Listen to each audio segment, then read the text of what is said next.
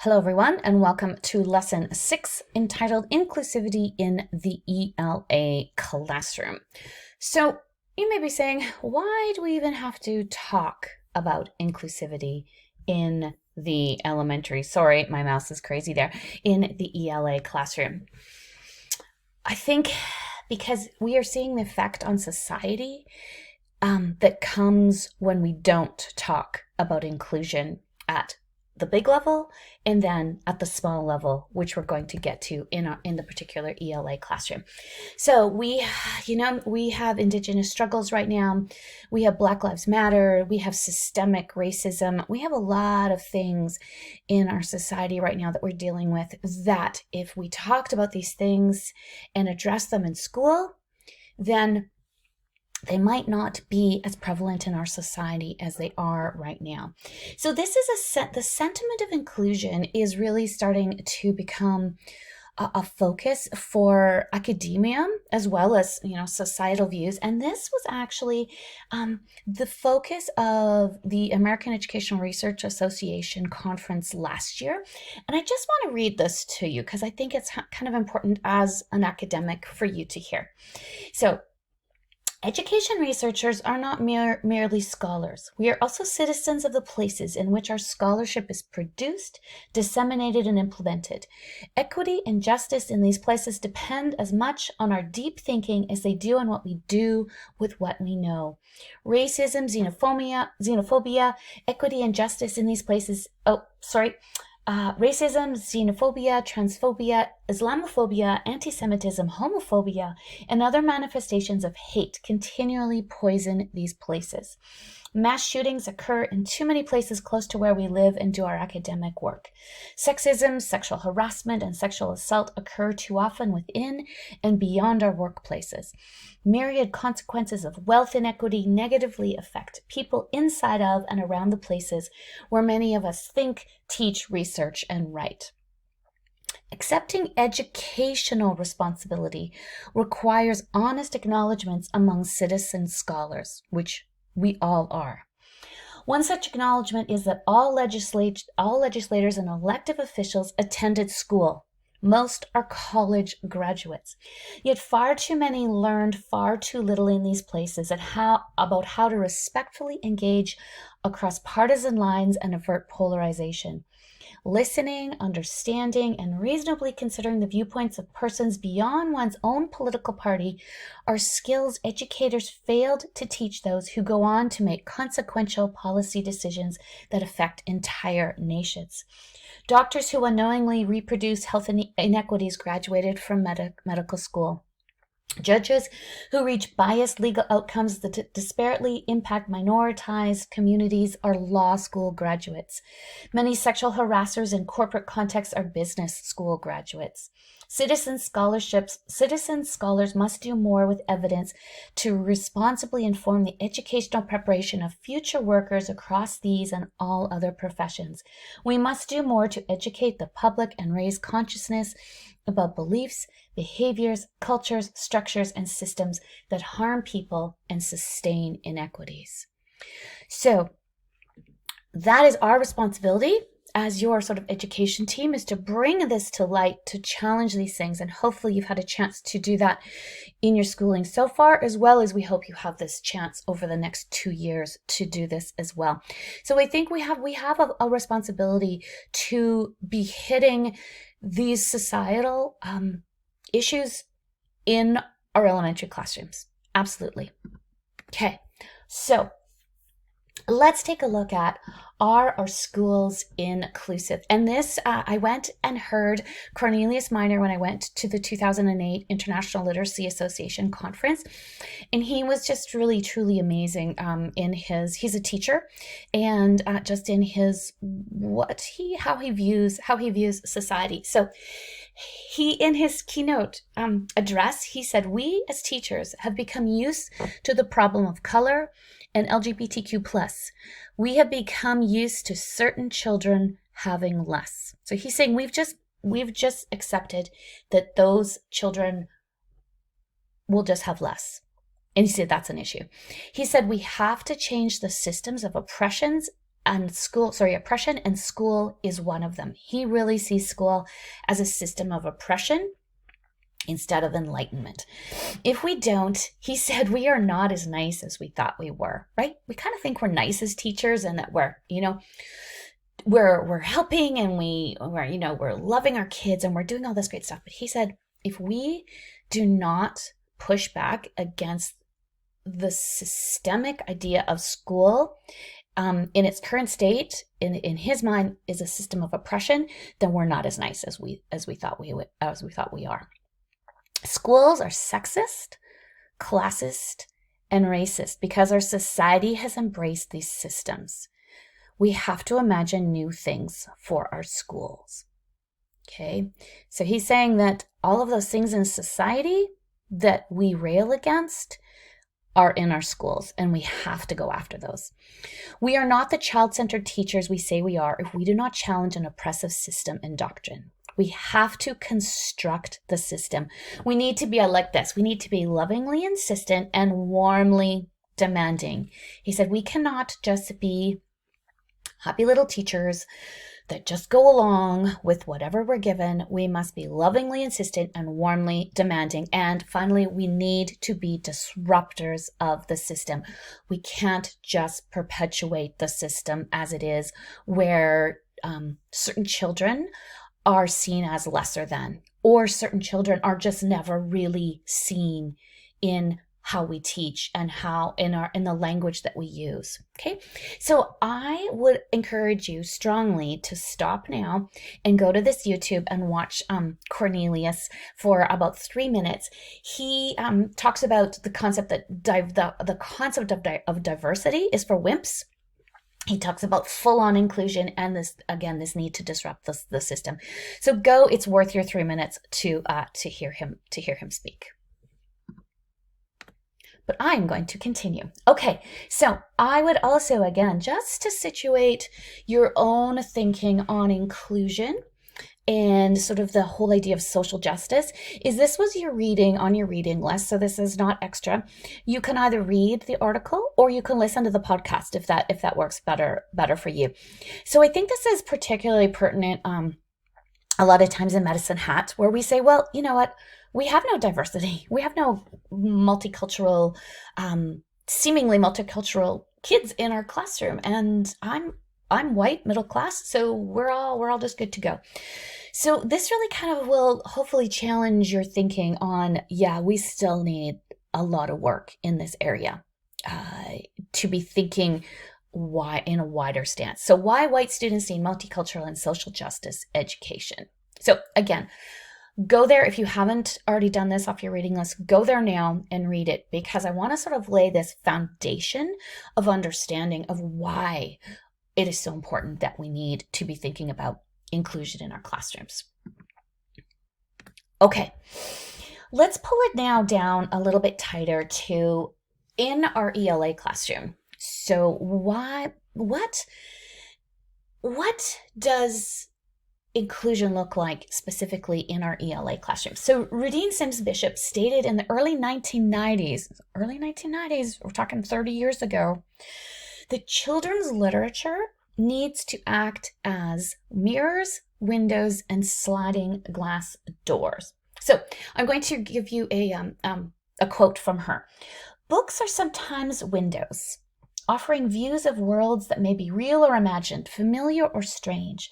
These windows are also sliding glass doors, and readers have only to walk through an imagination to become part of whatever world has been created or recreated by the author. When lighting conditions are just right, however, a window can also be a mirror. Literature transforms human experience and reflects it back to us, and in that reflection, we can see our own lives and experiences as part of the larger human experience. Reading then becomes a means of self-affirmation, and readers often seek their mirrors in books. I would suggest, again, stop, go to Reading Rockets, again, one of my favorite sites, scroll down to where you see Rudine actually on video, and it's about a 2-minute video, and just listen to her speak, because again, I think it'll give you that sense that when we introduce a plethora of books and literature and thoughts to our students, those sources become mirrors where they can see themselves, windows where they can see through, and sliding glass doors where they can walk through and into somebody else's shoes, which is a huge part of inclusion, that we actually start to feel what other people are dealing with. So again, a couple minutes, it's worth your while to hear her. You will hear the concept of mirrors, windows, and sliding glass doors out and about. It's kind of a prominent catch-all phrase to be like, okay, yeah, we have to be remembering these things. Okay. Also, what happens when you don't ever see yourself in a book? So for those in the dominant culture, which I am part of, so that white middle class, we often don't even notice that others are not represented, right? So we just, because we see ourselves in books, we are affirmed, and so then we just go on. And because we are the dominant culture, that's kind of what happens. But for Grace Lin, who is the author of Year of the Dog, so this is the author, she talks about what happened to her when she never saw herself in a book, not just as a student, but as a person. So again, I would encourage you to go and watch this, especially because you have either read Year of the Dog or will be reading Year of the Dog. And it's kind of an interesting insight into the author and a little bit of why she wrote that in the way that she did. So again, about 7-8 minutes, have a bit of a go with Grace Lin. Okay. Hopefully all of those sources, Cornelius, Rudine, Grace Lin, will give you a bit of a sense of why it's important to be talking about inclusion, and then how do we actually incorporate that inclusivity in our classroom, in our ELA classroom, specifically around literature choice. Okay, let's talk a little bit about, as the teacher, are your diversity strategies missing the mark? And again, this is from Cult of Pedagogy, from Jennifer Gonzalez, one of my favorite educational podcasters right now. And this is from Hyderick Nichols. She borrowed it from Hyderick Nichols. And 9 ways to be more inclusive in a diverse classroom. So I'm just going to kind of cruise through these and highlight a couple that I think are particularly interesting. So read. There are lots of books and blogs and articles from diverse authors that can provide a robust education. So this is for you as the teacher. So you need to read and be as up to date and as open-minded, but armed with real resources as you possibly can be about diversity, about inclusion and inclusivity. Number 2, be open to feedback. If you make a mistake, and you will, learn from the feedback, apologize, and do better the next time. I kind of like that one. It's just, you know what? You might go down a path and you're like, oh, darn, I shouldn't be going down this path. Just be like, hey guys, I gotta backtrack. I'm sorry if this was not as inclusive and as I thought it would be. Actually, I did some cultural faux pas. I'm going to back up, apologize, and move on. Expand your circle. Spending more time in your school community can be a great way to know your students' lives better. So, you know what? If you have some Syrian refugees, maybe go to, if they have a celebration, or if there's, I know in Brooks, we went out to this was before COVID, but we went out to like the World Sharing Day, and it was amazing. And I mean, you might think, well, that's pretty token, but we met actually quite a few people out there and had some really rich conversations. And even that was just expanded our circle a little bit, and they saw me out in the community as well. Get comfortable. Number 4, being uncomfortable. Embracing the new and different is not always easy. If you can be okay with that, you'll learn faster. So embracing a different culture for any of us is tricky because, it's safer to stay within our own parameters of our family and our friends. But if we push out, um, we will expand that circle, and we will just be more conscious of things that we do.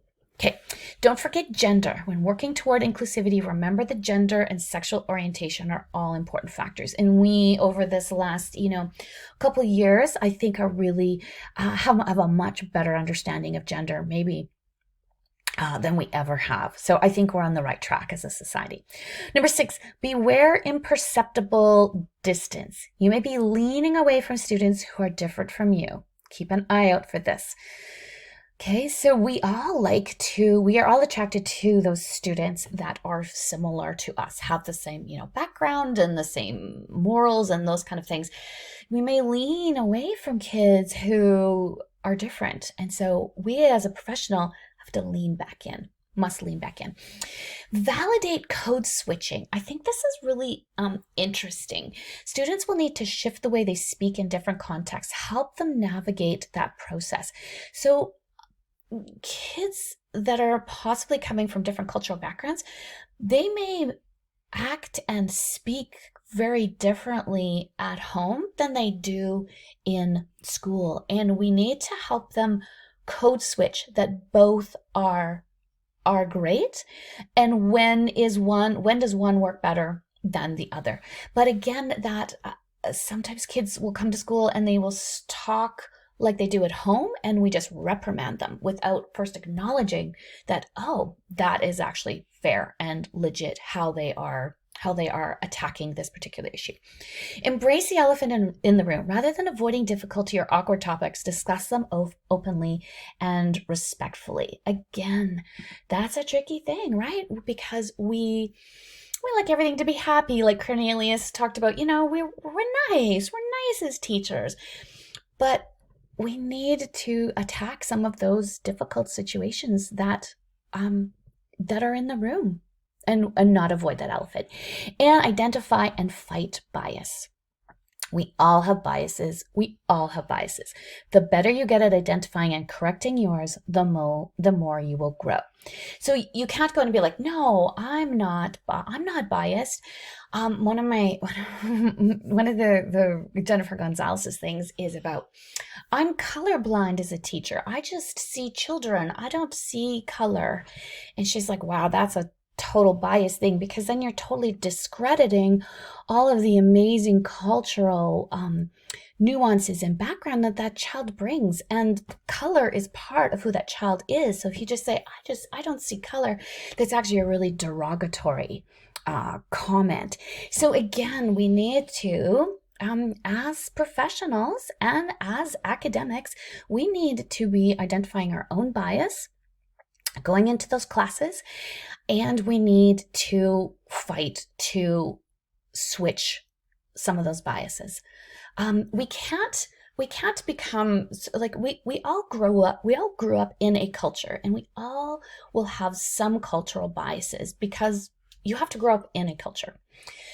But the more that you're aware that it's a bias, and the more that you go, okay, this then could actually impact how I deal with this child, that's where that professional line, you must figure that out as a professional in there. Okay, so hopefully that gives you a little bit of a background about sort of the general idea of why we need inclusion.